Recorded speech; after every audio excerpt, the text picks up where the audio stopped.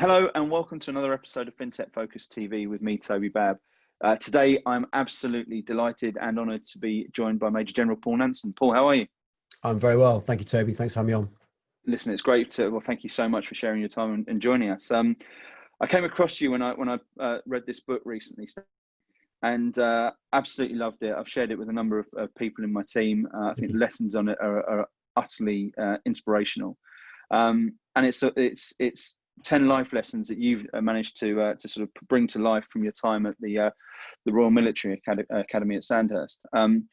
The proceeds I know from the book are going back into that institution, and it's absolutely fantastic because it's the mythology of the place is something I've been absolutely inspired, awe-inspired about for years.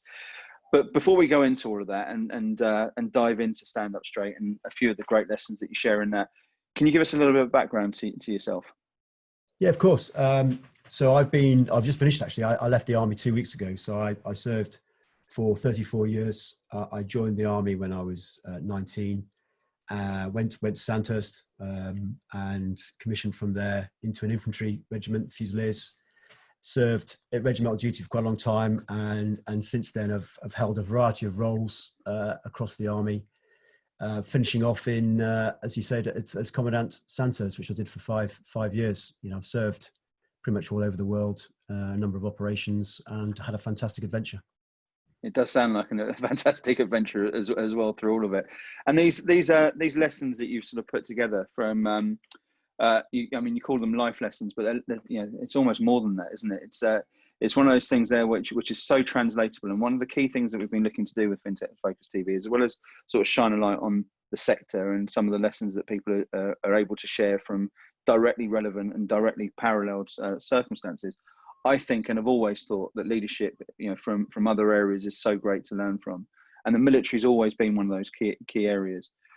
One of the things I really want to focus in on and that I really saw as probably my favourite chapter on it is where you talked about the sort of standards and cast your leadership shadow. I think is how you mentioned that.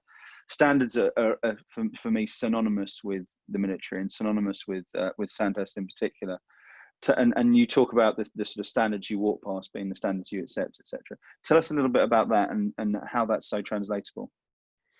Well, I mean, just to go back to your point about the book itself. I mean, it was very much a team effort. This is not just the thoughts of Paul Nanson. This is us trying to translate what happens at Sandhurst into something that other people will hopefully get some benefit from, because we hold it very close to our hearts. What we learn at Sandhurst sets us up for the rest of our careers. And actually, as you see from the book, when we leave and go on to do other things, it also stays with us. And we find it very easy to translate. So this was about trying to bring that to life and show that it can be translated into the civilian world, I hope. So that was the first thing. In terms of standards, I think what I try and get across is there's an enduring nature of leadership. It doesn't matter what business you're in and what field you're in. There are certain things that you have to have if you want to inspire people to do amazing things. And I think, one of them is example, being the example for them to follow, to look up to. I think that matters in whatever organization you are in. And that's about having the right standards. That's about, knowing what you stand for, and other people knowing what you stand for, and seeing you not just talk the talk, but actually walk it. And that's really important.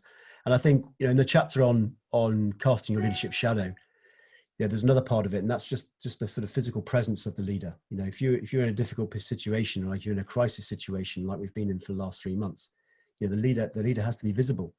And for some of the instances that I was talking about in that chapter, it's physically being there in a difficult situation to be able to be that role model, to be that example. But for us over the last 3 weeks, it may have been 3 months. It may have been just on the end of a Zoom meeting or something. But it's still got to try and provide that inspiration. Yeah, I think that's really interesting, isn't it? Because this is talking about the sort of parallels. In the army, you're trained for crisis, right? That's by its very nature. You're there, and the leadership is geared up for crisis and war situation. In the civilian world, you're talking about things which aren't expected, and this has certainly been something that's just pulled the rug from everyone's feet. What sort of crisis management, is directly relatable in terms of leadership of how people do it? Presence is absolutely important. Being able to be there and set that example, and that calmness in the storm, I think is something which I see great leaders in all sorts of scenarios really sort of espouse. But what sort of tips can you share about sort of leading through crisis that's going to be really relevant to people at the moment? Well, I think there's two. I mean, there's lots of functions of a leader in a crisis, but if I was to pick out two, one would be the ability to make a decision and make a timely decision, an effective decision under pressure, because that's what crisis is all about. So, where we spend a lot of time at Sandhurst is teaching, training, developing the cadets to be able to react under pressure and make a decision. And when I say make a decision, it's about understanding, how quickly do I need to make that decision? You don't want to rush to make it. You don't want to make it too long. So how long have I got? How much information do I need to make that decision? What information do I need? Is it the right information? How much information is enough? We give them a guidance. We call it 7 questions, where they can work through a mental estimate of thinking through the problem so that they come up with as right an answer as possible. And so that ability to make a decision when the chips are down, I think is fundamental. And the second thing I'd say, which goes back to the thing about presence and example, a leader in a time of crisis is someone who's got to give hope. He's got to be that calming influence, as you said. He's got to be the person when everything's going wrong around them and lots of little white faces are looking at you. You're the one there who's going to say, "Don't worry, I've got this," and you've got to trust me that I'm going to make the right decision, and I'm going to bring us through this, and there will be a better outcome. There'll be a good outcome. They'll win, whatever you want to call it. Yeah. So I think making decisions and giving hope are probably the two big things for leadership. Yeah. I think I 100% agree with that, and I think you see great examples of that all the way. We've seen great examples of that all the way through, from both in terms of politics and in sport. We've seen it with people coming back into that, and how that's had an impact onto everyone as well. But then also just in terms of pure business, there are businesses there very clearly who have a plan and are executing that plan, and with clear and precise leadership at the front. And there's been others where it's been a little bit more chaotic, and visibly from that as well. And look, it's unprecedented as a word that's been used so many times throughout all of this. But again, I think that you can train yourself to get into this. And this is what I think has been so exceptional about Sandhurst over the years. I've been fortunate to meet a lot of people in business who've come from that background. And there are so many people who have gone on to great things and created great careers. And I would hesitate. I can't even imagine the amount of CEOs now who are out there who've come through Sandhurst and the academy over the years.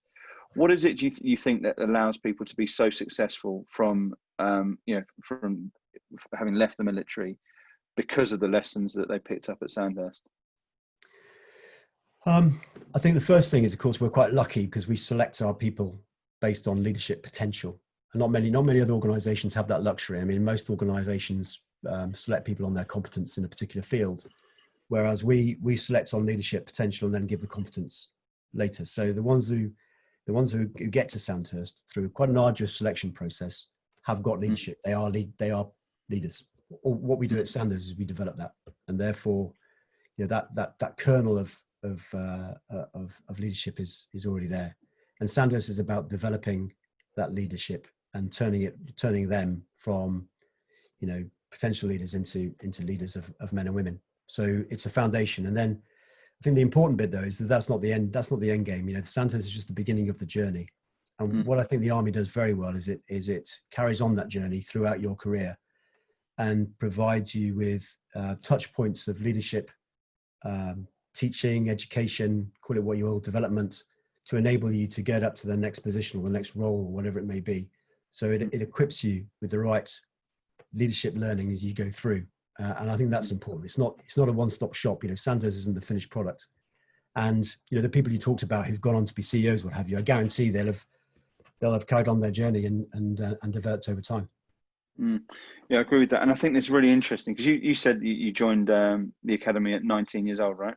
Yeah. So you're selecting people there at 19 who've got that leadership potential, and I find this really an interesting aspect, because when do leaders become leaders? Is it something they're born with, or is it something that's developed?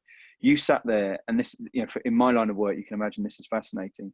You were with the general officer for recruiting and initial training, right, at Sandhurst. That recruiting part of it is fascinating for me, because an arduous process to select leaders. Every business out there won't want to just hire people to fill a job. They'll want people there who can add leadership to it. When you're looking at high performing teams and high performing cultures, it is jam packed, full of leadership. I watched a podcast yesterday. I listened to a podcast yesterday where it was talking about a spine of leadership all the way through a football team. And what you've got at Sandhurst is everyone there who's coming into that unit, people who are extremely talented at what they're doing, and extreme natural leaders straight away. Tell me about how you identify some of that those leadership qualities, because that's so important. That's so translatable. Again, if we can hire and identify leaders, for everyone coming into a business, that's going to make your business so much stronger as well, right? Yeah, absolutely. I mean, we identify potential leaders as early as 16. So if you can get a scholarship at 16. So and which is really early, and people sort of say, how can you possibly tell? Well, to be honest, I'm not an expert on the selection process. I've not worked down at Westbury, because that's where it happens. The Army Officer Selection Board is, and it's the same for all three services. They all have the same sort of boards that select young leaders. But I can tell you, it's based on not just competence. As I said already, it looks at personality, motivation, character, behaviors, physical ability, your ability to lead. So they put you into leaderless command tasks, where there's a group of you are told to do something, and they see who emerges as the leader. And they have over the course of the 3.5 day selection, a number of people will look at you and come up with their own views of you as a potential leader. So it's a very thorough and consistent course that has gone on for generations. I mean, we tweak it every now and then just to make it relevant to the generation coming through. But in terms of the substance of it, hasn't changed for years, which is entirely right. So I would say, what's the most important thing that we look at? It's probably character. Have you got that character? Have you got going back to your point on standards, have you got the moral wherewithal to eventually lead men and women? And that's what AOSB does more than anything else. So character is a really interesting thing, isn't it? Because if you think about it from a recruiting process, everyone wants to hire on character, and talent's great, but talent can also be developed. And if you have the right person, fundamentally, with the right character and right fortitude, you've got someone there who can be developed into anything you want them to be. And I've always thoroughly believed that. But it's also very difficult in what is generally a 2-3 hour process. Maybe some interview processes go up to about 6 hours in the corporate world, to identify that. People can fake character, and quite often do in interview scenarios, and become a very different person once they're through the doors after their months worth of probation or what have you. How do you really identify that character? What are you looking for when you're looking at character in a potential recruit and a potential leader? I mean, we're lucky. You say 3.5 hours. I mean, we have 3.5 days to see exactly. That. So we've got. And it's the same in the Red Arrows. I've been speaking to them about, they go away and they have their week away where they really get to, and you can't keep your guard up for that long, right? Can't, and that's exactly it. And that's probably why. I don't know how they got to 3.5 days, but I suspect that's the magic formula that you can't hide for 3.5 days. So, the advice anyone else says to me, give me a tip for AOSB. My only tip I give to people is just be yourself, because you cannot pretend to be something you're not for 3.5 days. You'll slip, and someone will see it. And if someone sees you trying to be something you're not, that's a massive character defect, and therefore it's so. It answers your question. How do you assess character? I think you just got to try and put them in scenarios where it's very difficult to hide your true character. It's about how do you react under pressure? How do you deal with ethical decisions? Perhaps how do you treat your fellow people in a difficult situation? I don't know. It's sort of scenarios. And if you look at what happens in AOSB, they are placed into a number of different scenarios, be it a difficult planning exercise, or be it a command task where they have to interact with others, or whether it even sitting down for their meals at night, constantly looked at. Therefore, you're judging their character all the time. How do you get that in 3.5 hours? That's the $1 million question, I suspect. One that I'll think about. We're working on it as well. Maybe that's something we can take offline later on. But I think it's really interesting, isn't it? There's so much which is about how people interact with people. Yeah. In this podcast I was talking to you about yesterday, it's how a player would go around and introduce himself and shake everyone's hand. Yeah. Whether they picked up all the balls after a training practice, and I think what's really interesting for me, and I've spoken to this about. I know you know Floyd, and spoken to him about this. He's very keen to test under pressure. Train to win is something which he speaks about a lot.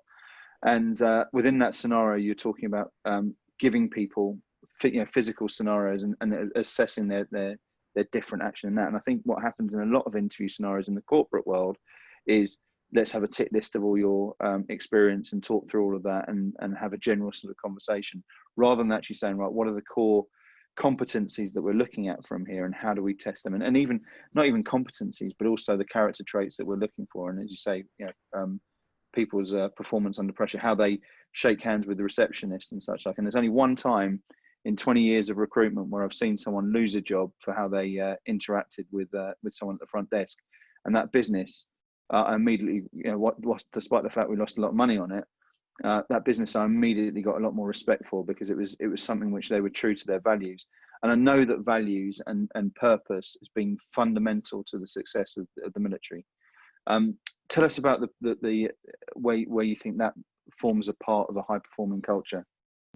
Purpose is hugely important. It goes back to goal setting, sense of direction, having a good plan. I mean, we are very good at planning. We are pretty methodical in the way we plan for an operation, as you'd expect when it's a life and death scenario. So therefore, a lot of time goes into putting together a plan. But again, just as much goes into planning for when the plan fails, as it undoubtedly will. There's a great saying that we talk about. Nothing survives contact with the enemy. As soon as the enemy has a vote, the plan goes out the window. And it's about how you understand what's in the plan, and how do you adapt to the plan. How do you understand what your commander's overall purpose is, intent? What does he have to achieve, or she have to achieve? And therefore, what's my part in being able to achieve that? Now that the plan's gone out the window, because I know where we've got to get to, I can use my initiative and find a way.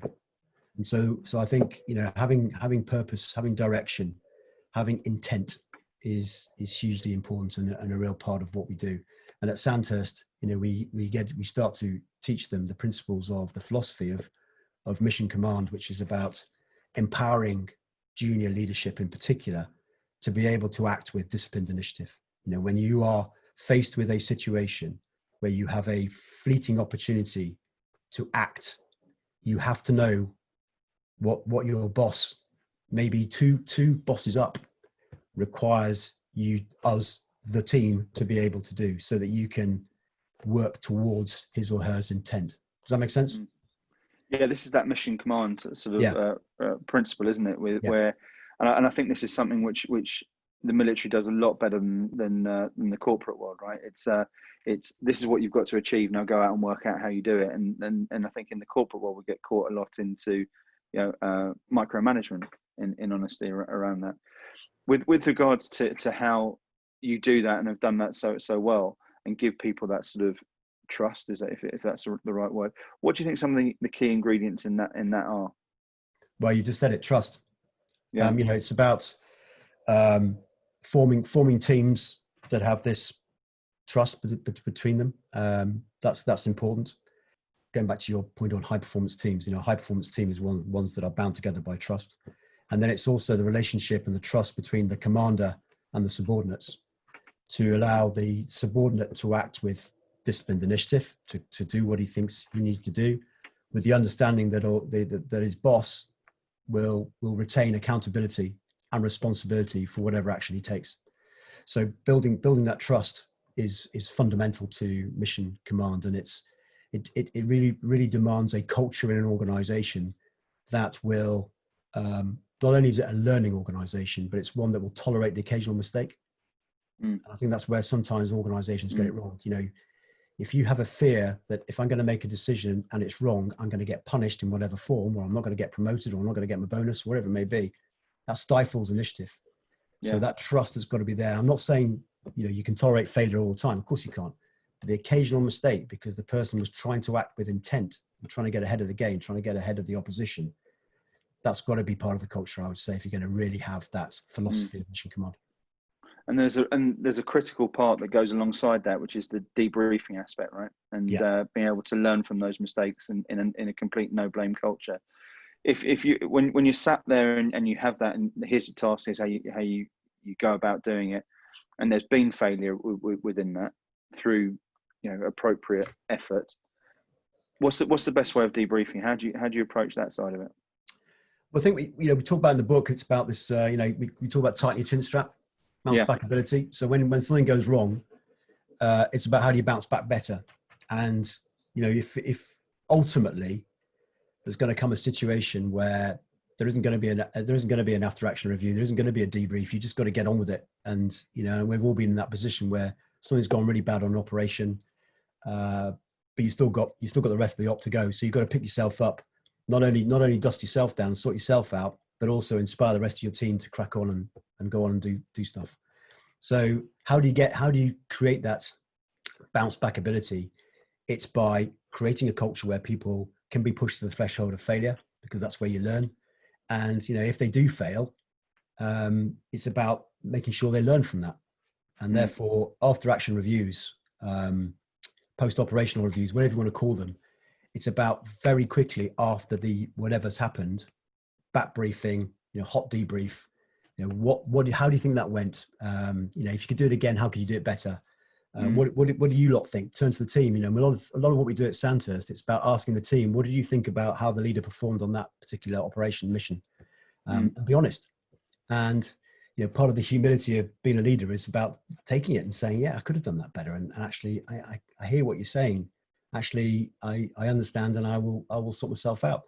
If they don't sort themselves out, time after time, well, I'm afraid they're not good enough. Well, there has to be the good ones will learn that, and crack on. So with regards to that and consequence and such like, and people who graduate through the academy and those that don't, what are the percentages that for those who succeed and move all the way through, and those that fail to make the grade? Do you know what? It's really it's a real success story. So I can't give you the exact figures, but it's around that. It's 90% plus will get through. Yeah. Some of them will take more time. So some of them, well, because they've been selected on their performance, you know, it's about 50% success rate at AOSB. So that's where we select. So the ones that get to Sandhurst, you know, you've got a good core. Some of them will develop at different rates. So it's a 44-week course. Some will need a bit more time because they develop at a different rate. So some of them go back and do a term again, or maybe do a couple of terms again to make sure they get it right. But they won't leave the academy until they are at the right standard. With the failure rate it's a terrible term, failure rate, but you know what I mean, is mainly down to people who just don't like it, don't want to be there. Very few who are not up to it, either mentally or do something wrong, particularly to do with standards. And then the third bit is about injury. So, you know, it's quite a physical course. Some people get injured, and whilst we have got a rehabilitation organisation there, some people are just so badly injured they just can't crack on, in which case they have to go, I'm afraid. It's a great test case again, isn't it? And I think it comes down to the importance of recruitment. You know, if you get the recruitment right, your success ratios are going to be far higher. And this has been my sort of life's work in ever since, about making sure that we recognise the importance of great recruitment. Yeah. And this isn't just about putting bums on seats and bringing people into your organisation who can do the job. There are plenty of people who can go out there and have the potential to be able to do the physical parts of what's required in this. To me, it's exactly the same as if it is Sandhurst, as to if it is a fintech company, as to if it is a recruitment business. If you are putting the best possible people into your business, you're going to have a world-class team and a high-performing team. If you're sacrificing your standards on that and bringing people in there of dubious character, that spreads, and very quickly the apple rots, doesn't it? in Yeah. that sort of Yeah. scenario. I think it's sort of fundamental to making sure that it's there. And I think it's so interesting what you're talking about the the success rate. It doesn't surprise me around that and the care and attention that's put into selecting the right sort of character from it. It also makes good economical sense, to be honest with you. Well, Because it's expensive to train without them. question. You don't want to, but also we have a mantra. The Sandhurst mantra is about training, not select out. This is about once you've got this, it's almost a failure of the system if you can't get these people through, because the selection is, as you say, so good that they've all got it. It's about how do you bring it out of them. And you mentioned as well something very interesting, which I sort of brushed over at that sort of stage. But you talked there about the generational differences. We are 34 years in the army. You'll have seen a very, very different sort of blend. And I know there's been some sort of controversy about snowflake recruitment and all this sort of stuff in recent years, and big campaigns there that caused some eyebrows to be raised and such like. Tell us a little bit about how it's changed over that sort of time, and whether that means that there are big differences in what people are looking for right now, and how people are trained as well. Yeah, there's a Christmas I won't get back, because that was we put the snowflake campaign out a couple of years ago, and it was it landed very badly from a point of view of people didn't really understand what we were getting at, and therefore everyone jumped on the bandwagon of you having a crack at snowflakes. That wasn't what we were doing. What we were saying was actually we see through the stereotypes, and we see that you may call them snowflakes, but we see that they've got something that others haven't, and therefore we want them in the army. We want to we want to develop them. And actually, it was a very successful recruiting campaign in the end, but got off to a rocky start. But no, you're right. I think transgenerational leadership is really important. You need to understand that if you just think they're the same as they were when you joined the army 34 years ago, then you're kidding yourself. They're no better, they're no worse, but they are different, and therefore you've got to understand what those differences are if you're going to lead them properly and develop them properly and make the most out of their considerable potential. So this generation coming through now is Generation Z, born after 1995, so they're about 23, 24, 25. That's the time. That's where they're coming through at Sandhurst, and makes me feel very old. But they've got strengths, and they've got gaps that need filling. And I'll give you an example of it's not a weakness, but where we've got to try and make up the gap is resilience. Resilience is a bit of a buzzword at the moment, but it's not just physical resilience. It's about mental resilience as well. It's about this generation is perhaps not as used to failure as generations before, for a number of very good reasons, which I can't go into now. So therefore, getting them into that place where it's okay to fail because you can learn from it, that takes a bit of coaching and developing them to get that mindset right, that it's okay to fail. Don't worry about it. That's where you learn. So that's resilience. Is we're doing a lot of stuff on mindfulness. We're doing a lot of stuff on goal setting, mental rehearsals, all those sort of things to try and build that mental resilience, emotional resilience as well. So that's an area of weakness. The strength for them is this is the best connected generation ever. They get more information through their handheld smartphones, whatever you want to call it, than any other before. So they are better connected, more collaborative than before. So why wouldn't you utilize that? And therefore, why wouldn't you mobilize the diversity of thought within a team to be able to tackle some of the wicked problems that are out there? So going back to mission command, unlocking initiative, intelligent disobedience, all that sort of thing. Got to get after it with this generation because they are hungry to be part of the conversation. And are you seeing a difference in sort of approach from them? Because when you immediately think of military academies and such, like there's a very sort of sergeant major sort of image that pops into the head, and you go back to the various films and movies that you look at from it, and that's immediately what you think of. Yeah. And you put that sort of generation under that sort of microscope, and the world has changed immeasurably. And I find myself now sort of talking about my day and all this sort of stuff, and what we were able to do and such like. But there's something, it's a very different world. I imagine the leadership of those leaders has changed fairly significantly as well, right, in terms of how they're spoken to and their motivations a little bit as well. or are you seeing something similar within that? A bit. I mean, you're right. There's a bit of yeah. There's a bit of change in the way we Is it softer, I guess? No, it's not. in It's that not sort of softer. I think that, I'm just trying to think of the words carefully, because there is a time to shout at people, and yeah, there always has been a time to shout at people. And I know the stereotype of the army is about shouting and giving words of command. Well, that's sort of what we do. And when you're in a really difficult situation and everything's going wrong around you, actually someone shouting and telling you what to do is quite a useful thing, because yeah, if you don't know what to do, someone giving you words of command and getting on with it is quite useful. So I think there is a time to shout.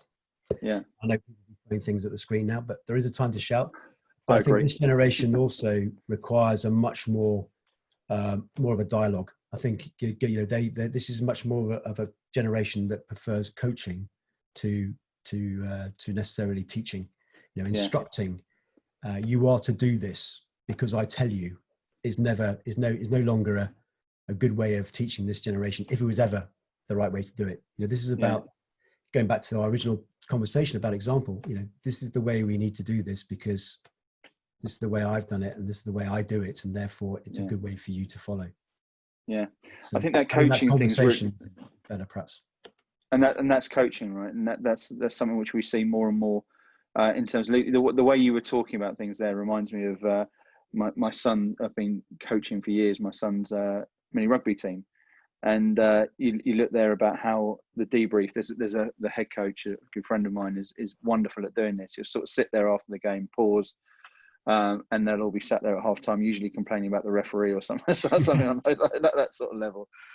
Which has got nothing to do with why they've won or lost at the same sort of stage. But they'll pause it, they'll let them get that out their way, and then they'll ask them questions about what do we do well, and what can we improve, and how can we have done that differently, and bring other people in and get their hands going up. And I think, that when you look at that and you think about how it can translate over to the corporate world, again, it comes back into that sort of, coaching is such an important skill to have, right? I think it's so relevant, and I think that's something which is very clearly taught at Sandhurst brilliantly and stays with people for the rest of their careers, from people I've experienced who've been in that environment and come out of it as well. If you're to sort of grab, a couple of magic bullets, because I can't believe how quickly this time's gone already from our conversation. But if you were to sort of summarize this and say, look, some of the key things here that are the most translatable to the corporate world that people can take from Sandhurst, from the military, to excel in creating high performance cultures, what would you say they'd be? Huge question to finish off and throw at you there. I apologize. It is, yeah. I think there's one around teams and developing organizations, whatever level or whatever business you're in, developing teams where people feel that they belong, and therefore you create these bonds of trust where people are not in it for themselves, they're in for the wider good of the organization. How do you create that? And I we were talking about high performance teams, and I always go back to the book, one of my favorite books, which is James Kerr's Legacy, about the New Zealand All Blacks. Brilliant book. And if you read that, that really gets to the heart of how you generate an organization that actually thrives on just being wearing a black shirt. It's incredible how they do it, and all their 15 rules, none of them apply to playing rugby. It's all about character and belonging to a team, and not letting your mate down, and being humble enough to sweep the changing room at the end of the game, and all that sort of stuff.